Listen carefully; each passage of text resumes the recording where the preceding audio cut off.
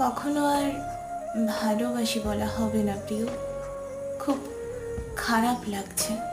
আজ চোখে যেন বর্ষার বান এসে গেছে। সারা দিন লুকিয়ে থাকলেও রাতে যখন সবাই ঘুমিয়ে যায়, নিস্তব্ধ হয়ে যায় প্রকৃতি, তখন আবেগের বাঁধ ভেঙে যায়। বিবেক তখন পরাজিত হয়ে যায়।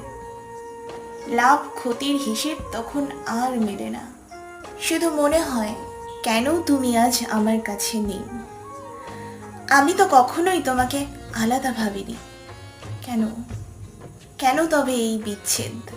ভালো থেকো প্রিয়। হয়তো আর ভালোবাসি বলা হবে না। হয়তো কোনো একদিন দেখা হয়ে যাবে সামনাসামনি। জিজ্ঞেস করবে কেমন আছো, আমি বলবো এই তো চলছে। তুমি কেমন আছো?